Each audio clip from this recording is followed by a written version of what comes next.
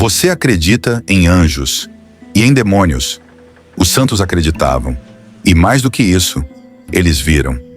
Padre Pio disse uma vez, com voz firme e rosto sombrio: se vocês pudessem ver o que eu vejo, cairiam mortos de medo. Estamos falando de uma guerra invisível, uma batalha espiritual que ocorre agora.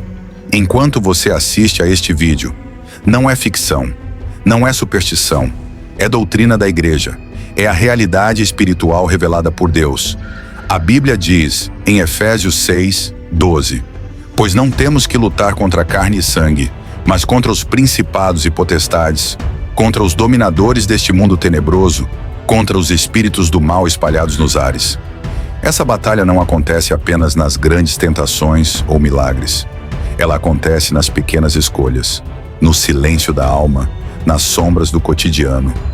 Anjos e demônios existem, e eles lutam por algo muito precioso, a sua alma.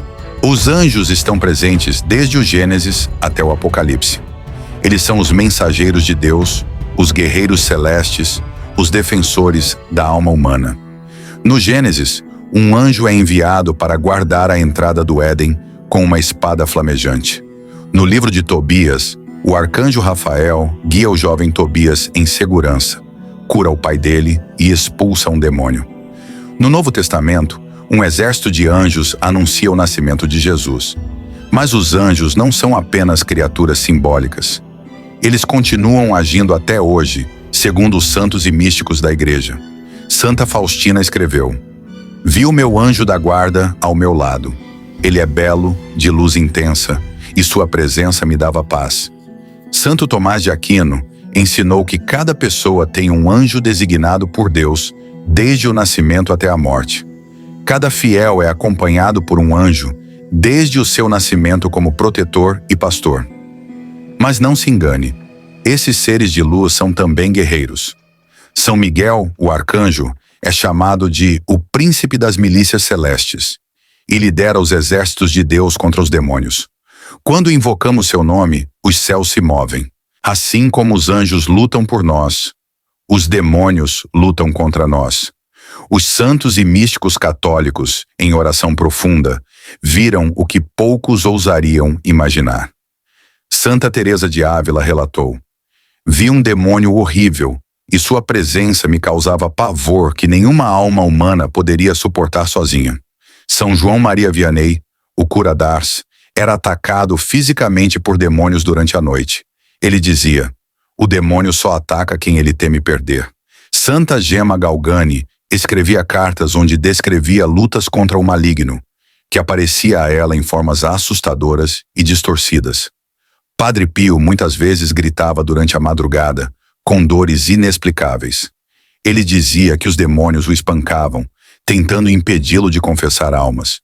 Essas experiências não são exagero, elas são testemunhos reais de uma guerra real. Uma guerra silenciosa, uma guerra espiritual, que acontece ao nosso redor, mesmo quando não vemos. A pergunta é: você está preparado para enfrentá-la? Existem histórias que a fé preserva e que o inferno teme. Relatos de santos que enfrentaram o mal com o poder da oração, da penitência e da Eucaristia. Santa Catarina de Sena foi perseguida por visões grotescas e sons infernais. Em uma delas, o próprio demônio apareceu e zombou de sua castidade. Ela respondeu com firmeza: eu confio em Cristo. Tua tentação é tua derrota. São João Bosco teve sonhos proféticos sobre a perdição de jovens e a atuação do diabo. Um deles mostrava uma estrada larga, cheia de prazeres que levava a um abismo infernal. Em outro, ele via demônios espreitando seminaristas, tentando desviá-los do sacerdócio. Santa Verônica Giuliani teve visões fortíssimas do inferno. Em seu diário escreveu: vi almas mergulhadas em fogo e ódio e demônios que as torturavam com gritos de desespero. Santo Antônio de Pádua expulsava demônios com palavras simples e fé absoluta.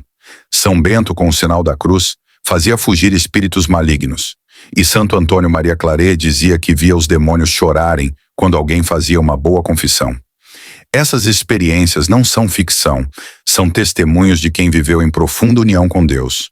A lição é clara: Os santos não venciam por si mesmos, mas por estarem cheios de Deus. Porque onde Deus está, o inferno não resiste. No instante final da vida, o tempo cessa e a eternidade começa. Na morte não estamos sozinhos. Os anjos vêm ao encontro da alma.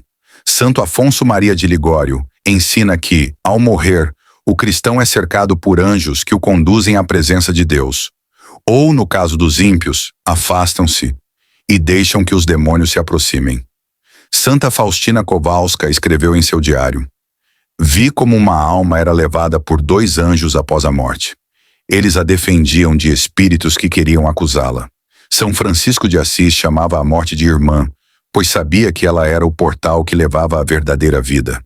Santa Brígida da Suécia teve visões em que cada alma, ao deixar o corpo, era imediatamente julgada por Cristo diante de anjos e demônios. Um tribunal espiritual, um momento decisivo, o juízo particular. Anjos da guarda relatam tudo o que viveram com a alma. Demônios acusam com ódio, mas o olhar de Cristo é o que pesa. Ele julga com justiça e com misericórdia. E então a sentença eterna é dada. O inferno não é um simbolismo. É uma realidade revelada por Deus aos santos. Santa Teresa de Ávila descreveu com terror: Fui levada ao inferno por um instante. Era um lugar de trevas sufocantes, de fogo que não ilumina, de um fedor insuportável, e gritos que rasgavam a alma. Ela, que experimentou êxtases celestiais, tremeu diante do que viu. Santa Faustina Kowalska, apóstola da misericórdia divina, também viu. Foi-me mostrado o inferno com seus diversos tormentos. Há castigos para cada tipo de pecado. Vi cavernas de fogo, gritos eternos e almas que se contorciam num desespero sem fim. Santo Afonso Maria de Ligório escreveu: O inferno é o lugar onde não há amor, só ódio, só tormento, só a ausência eterna de Deus. E Santa Catarina de Sena ouviu do próprio Jesus: As almas que morrem em pecado mortal descem ao inferno imediatamente após a morte. Os santos não inventaram essas visões. Eles receberam para advertir, para acordar o mundo adormecido pelo pecado. O inferno é eterno, sem descanso, sem esperança. Demônios zombam, as almas choram, e Deus não está lá, mas não como um castigo cruel, e sim como consequência da rejeição. A alma que escolhe o pecado rejeita a luz, e no fim, só resta a escuridão. Mesmo diante das visões mais assustadoras do inferno, há uma verdade que nos salva. Deus é infinitamente misericordioso. Ele não quer que ninguém se perca. Jesus revelou a Santa Faustina: A alma que confia na minha misericórdia é a mais feliz. A maior miséria de uma alma é não confiar. O sangue de Cristo ainda jorra no altar da Eucaristia. A porta da salvação está aberta, mas é preciso entrar por ela. E qual é essa porta? A confissão, o sacramento onde os pecados são apagados, onde a alma é lavada no sangue do Cordeiro. Padre Pio, que enxergava as almas durante a confissão, dizia: A confissão é o tribunal da misericórdia divina. O demônio teme a confissão, porque ela quebra suas correntes, porque ela restitui a graça perdida, e porque a alma volta a pertencer a Deus. Não importa o que você fez, não importa há quanto tempo, o Senhor espera por você. Ainda há tempo. Confesse-se e deixe que o céu volte a habitar em sua alma.